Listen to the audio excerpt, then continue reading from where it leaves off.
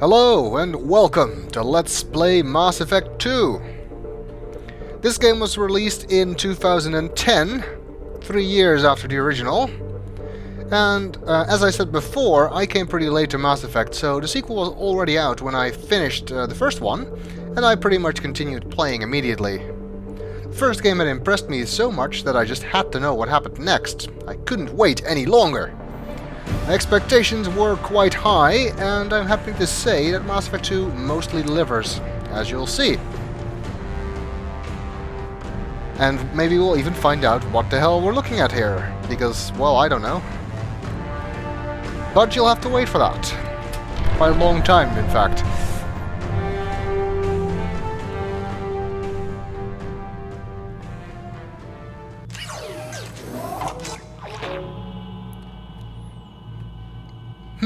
Connected to Cerberus network? I wonder what that is. Name Cerberus sounds ominously familiar.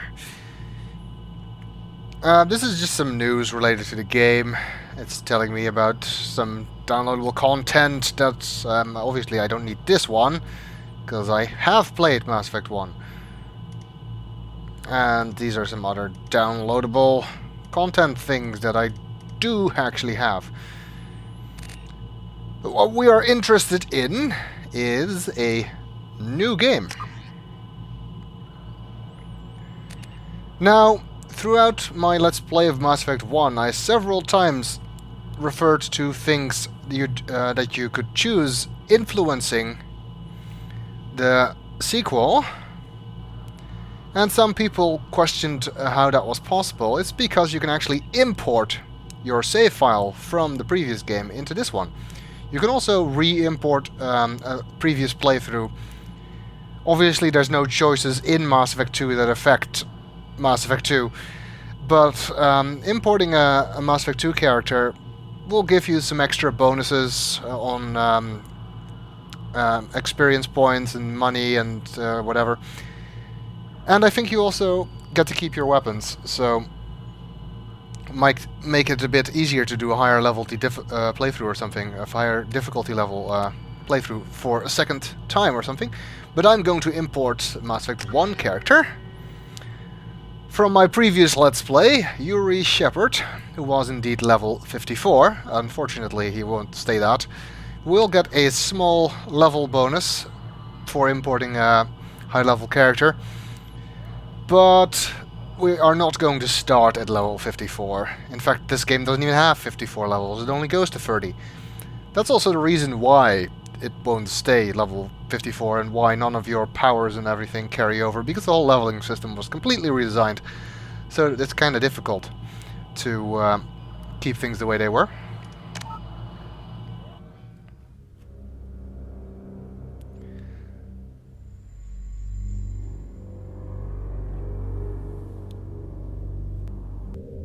Let's see, while I'm still playing on normal, don't want auto level up, I do want subtitles, squad power usage and auto save. Alright, this just gives us some details about my character that I just imported, Yuri Shepard, level 54. An engineer. Paragon. Commander Shepard followed the Paragon path, indeed I did. Status of Rex, or not Rex, survived the mission on Virmire. Yes, obviously that will be relevant here. Missing in action. Kaidan Alenko was killed on Virmire. Then he's not missing in action. He was killed. Unfortunately for fans of Kaidan, Ashley Williams was my Virmire survivor. Council history. The Council was saved by Commander Shepard during the attack on the Citadel. Obviously, since I'm following the Paragon path, not the Renegade one. Okay, well, that's just as a refresher. Let's begin.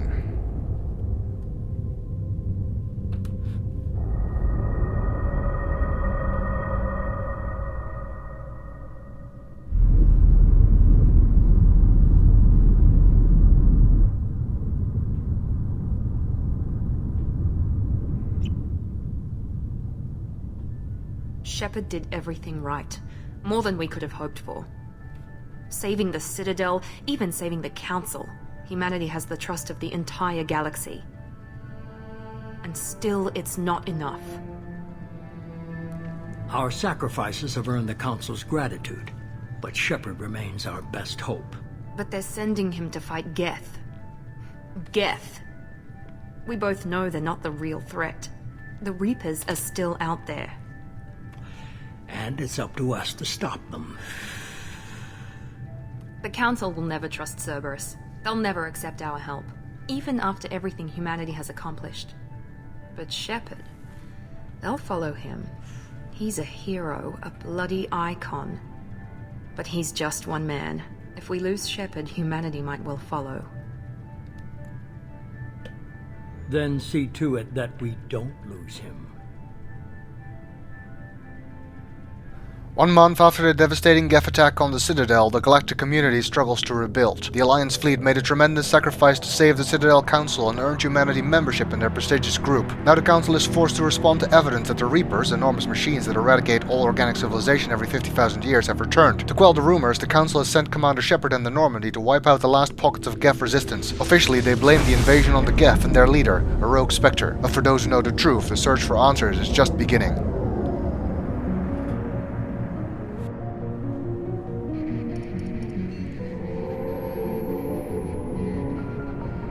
Disengaging FTL drives. Emission sinks active. Board is green. We are running silent. We're wasting our time.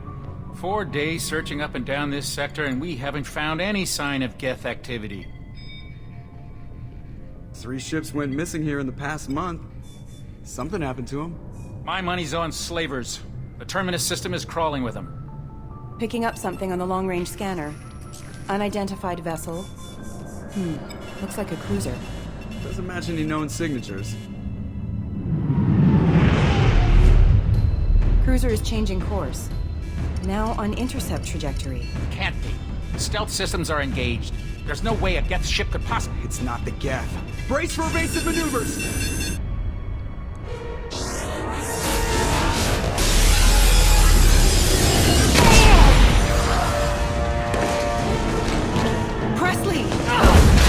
Kinetic barriers down. Multiple hull breaches. Weapons offline. Somebody get that fire out.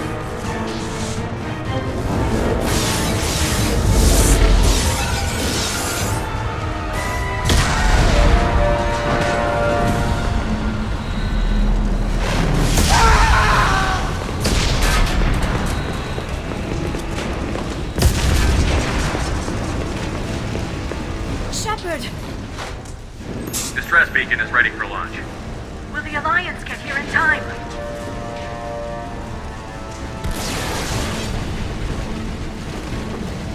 The Alliance won't abandon us. We just need to hold on. Get everyone onto the escape shuttle. Joker's still in the cockpit. He won't evacuate. I'm not leaving either. I need you to get the crew onto the evac shuttles. I'll take care of Joker. Shepard! Liara, go. Now. Aye, aye.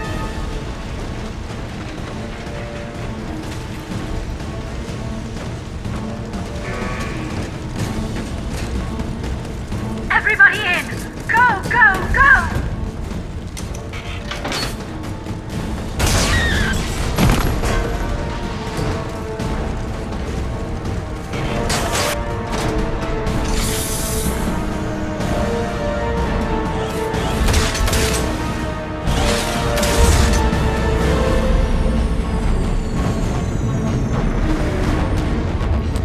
I think we may have scratched the paint.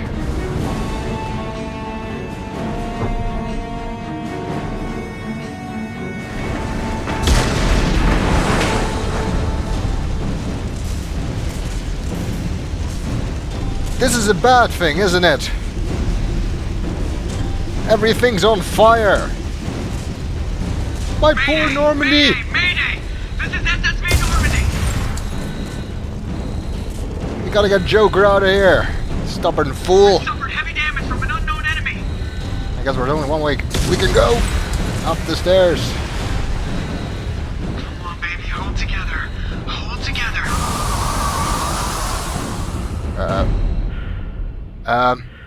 Guys? I think we're missing a piece. We may have needed that. Well, at least it took care of the fires.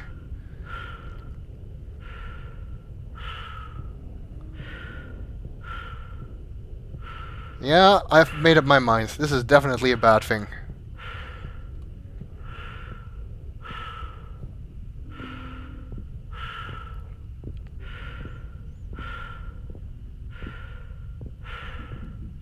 Let's go and get Joker out of there. Why can't I walk faster in zero gravity? Come on, Joker. We have to get out of here. No, I won't abandon the Normandy. I can still save her. No you can't. I've seen what it looks like. The Normandy's lost. Going down with the ship won't change that. Yeah, okay. Help me up. They're coming around for another attack.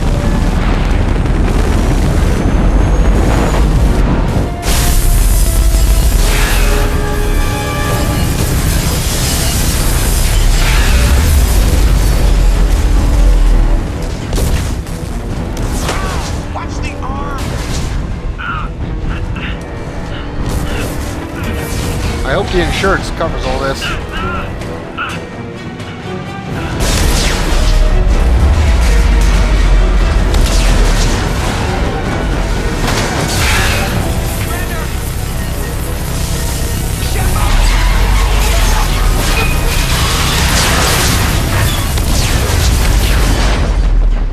Oops.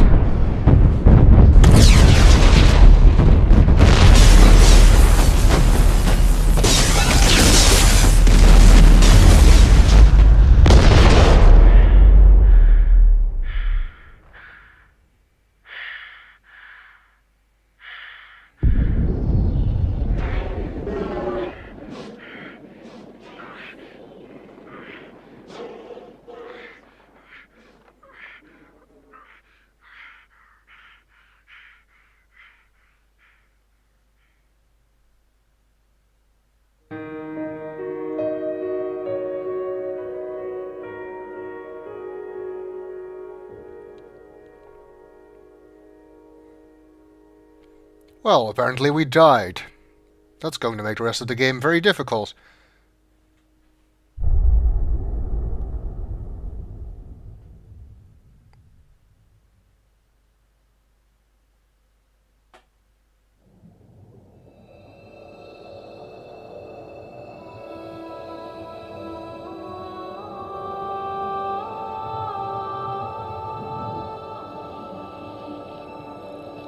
Commander Shepard has been recovered. The Lazarus project will proceed as planned.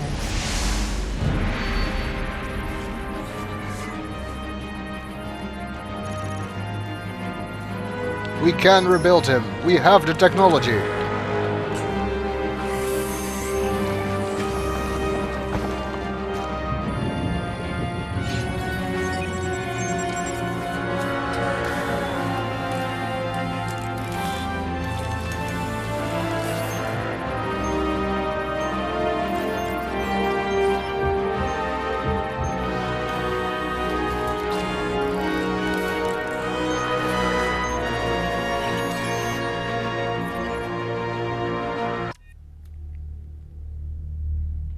Seamless transition to a loading screen there. Almost wouldn't have noticed if it weren't for the fact that the music just cut out. And now we get to confirm our appearance. Now I have a customized Shepard, as you can tell. And, well, I'm still fine with this appearance. So I'm just going to accept it. Can also go back to the default appearance if you want, Mark van der Loo, or change it. But no, I'm going to stick with the way Yuri has always looked. I guess dying and being brought back to life is a good enough reason to explain why you might look different. My scars are gone though. Well, we'll get new ones. It is also possible to select a different class than you had in the first game, although I believe that if you change your class you don't get the level bonus. Well, the classes are the same, but they are a bit different in execution, so let's take a look at what our options are. Soldier. High-level operatives are outfitted with ocular synaptic processors that allow them to focus on targets with lethal accuracy. Power training, adrenaline rush, concussive shot. Weapon training, assault rifle, shotgun, sniper rifle, heavy pistol. Ammo training, incendiary, cryo, and disruptor.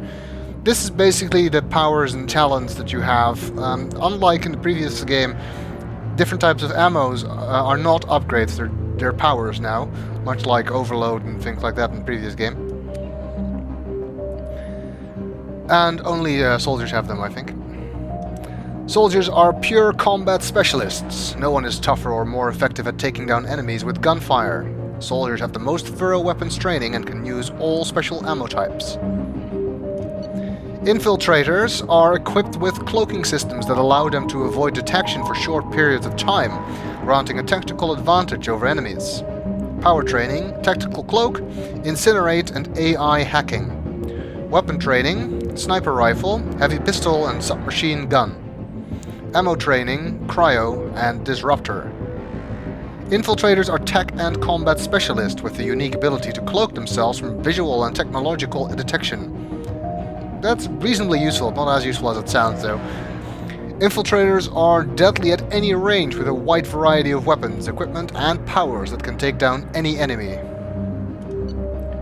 Vanguards are outfitted with L5N implants, enabling them to perform a biotic charge that strikes the opponent with incredible force while bringing the Vanguard in close for short-range combat.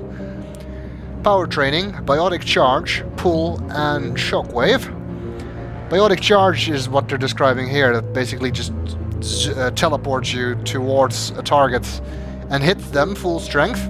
It's kind of fun, doesn't really fit my playing style. Weapon training, shotgun, heavy pistol, and submachine gun. Ammo training, incendiary, and cryo. Vanguards are feared for their high-risk, high-reward combat style, closing quickly on enemies and destroying them at close range with weapons and biotic abilities. They're also the most hated class in the Mass Effect 3 multiplayer, based on what people are saying in the forums. I don't mind them myself, but apparently people hate them. Sentinel. Sentinels are equipped with the most advanced ablation armor system to keep themselves safe. If overloaded, the system will stun all enemies within a short distance.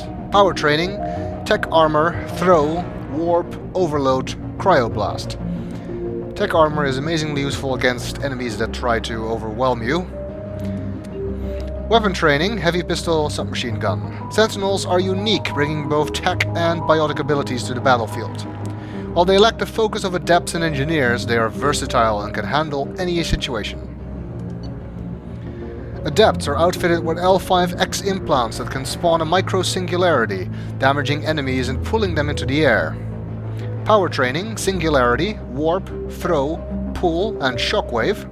Weapon training, heavy pistol, submachine gun. As you can tell, the non-combat classes don't have any ammo powers.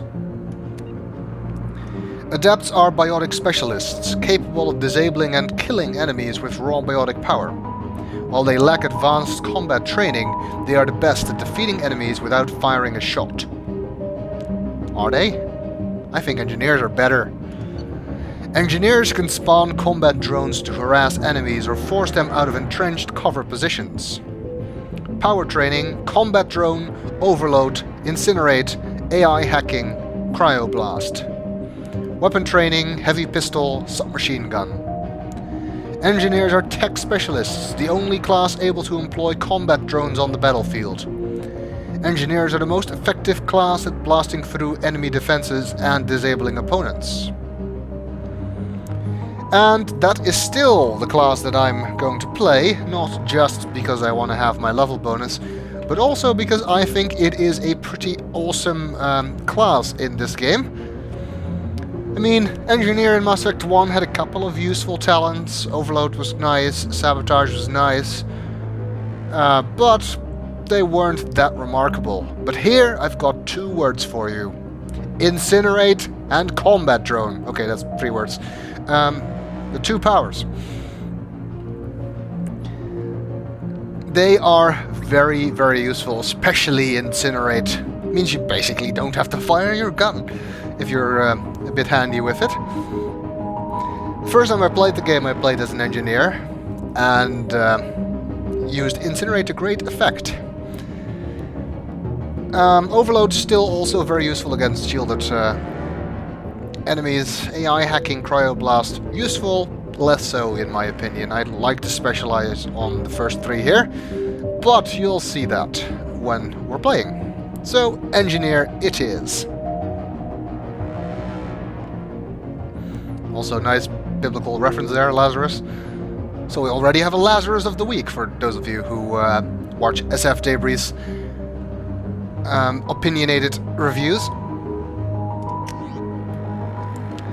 And we get to pick a bonus power. Bonus powers work a little bit different in this game. In Mass Effect 1, you got bonus powers based on achievements you'd gotten in previous playthroughs, and the only way you could get them was by starting a new playthrough.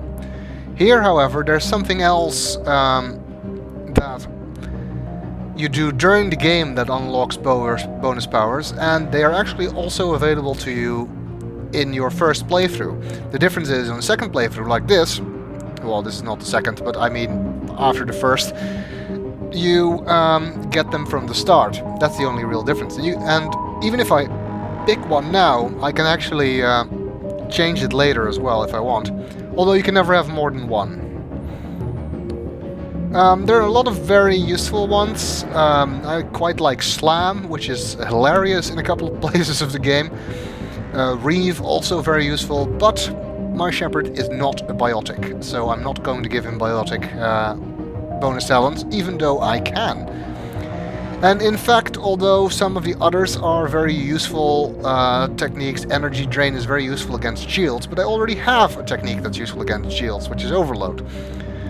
Neural Shock has its uses, they're all very useful, but you might remember that I tended to forget to use certain powers, and since Incinerate is already so useful for engineers, I really don't need another active attack.